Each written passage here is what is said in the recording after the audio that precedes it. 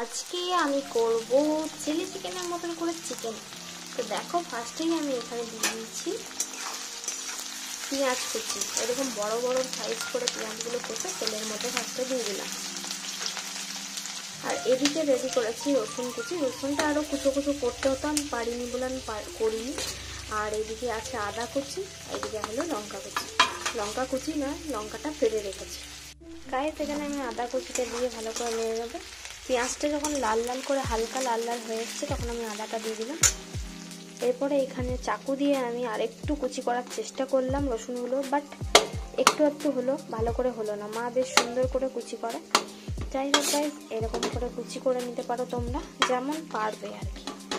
তো এখানে রসুনগুলো আমি দিয়ে দেবো, রসুন কুচিটা দিয়ে দিলাম।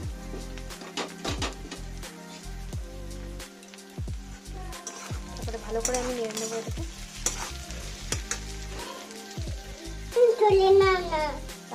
তো এখানে আমি রসুনটা একটু ভেজে নেবো লাল লাল করে। তারপরে এদিকে লঙ্কাগুলো কুচো করে রেখেছি। বাবা ওটা হাত দাও না তুমি। লঙ্কা কুচিগুলো সব, মানে লঙ্কাটা কুচি করে নি, ফেলে রেখেছি। ফেলে রাখা লঙ্কাগুলো দিয়ে দিলাম। ওটা খেলার জিনিস নয়। তারপরে এটা ভালো করে আমি ভেজে নেব হবে। তো গাইস, এর মধ্যে তোমরা ক্যাপসিকাম অ্যাড করতে পারো। যখন হালকা সব ভাজা ভাজা হালকা হালকা করে ভাজা হয়ে আসবে তখন ক্যাপসিকামটা অ্যাড করে হালকা করে ভেজে নিতে হবে।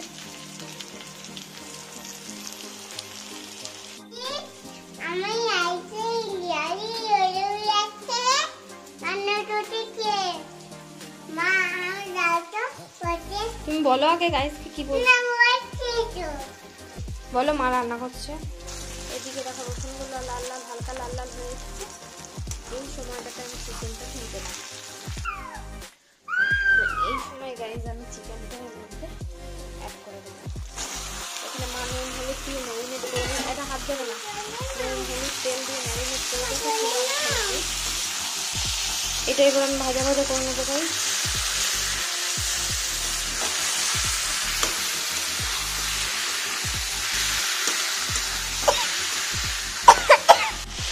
মাংসটা যখন হালকা ভাজা হয়ে আসছে আমি একটু লঙ্কা গুঁড়িটা, এই তিখালার লঙ্কা গুঁড়ি অ্যাড করছি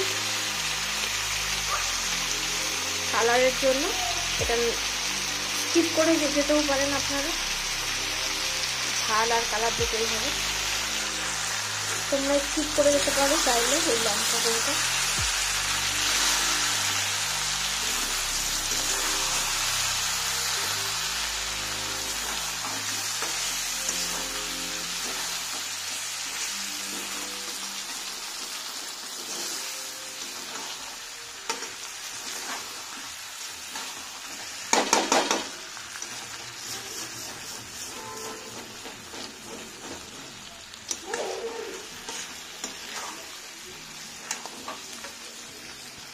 গাইজ এটা ভালো করে আমার কষানো হয়ে গেছে, দেখতে পাচ্ছ কালারটাও একটু চেঞ্জ হয়ে গেছে। ঠিক এই পর্যায়ে আমাদেরকে একটু জল অ্যাড করতে হবে এর মধ্যে।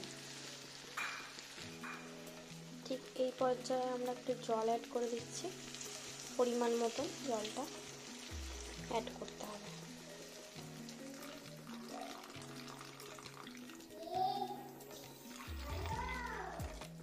আমাদের ঠিক এই পরিমাণ জল দিলাম। জলটা কিন্তু একদম পরিমাণ মতন দিতে হবে, নিজেদের যেমন খাওয়া হবে আর কি। তো আমরা এতটা জল অ্যাড করলাম যাতে মাংসগুলো ভালো করে ডুবে যায়। কি করছো এটা? বাবাই তাকাও এদিকে, বলো গাইসকে কি করছো। গাইসকে বলো কি রান্না করছো। ওটা মাংস ভাত, মাংস ভাত রান্না করছো। গাইস ঠিক এই পরিমাণে একটুখানি ফুটে উঠলেই আমি এখানে সস অ্যাড করে দিচ্ছি। পরিমাণ মতন সসটাও দিয়ে দিতে হবে। গাইস এই যে ঝোলটা একদম শুকনো করে নেব আমরা। এরকম ঝোল ফুটছে, এটা একেবারে শুকনো শুকনো করে ফেলবো।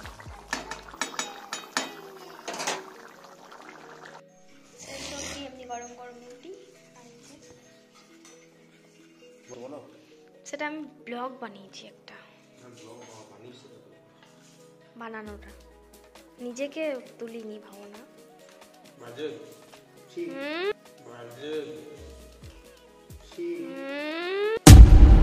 এটা কি এক্সপ্রেশন হচ্ছে? মা দেখো কেমন এক্সপ্রেশন দিচ্ছে, দেখো তুমি দেখো।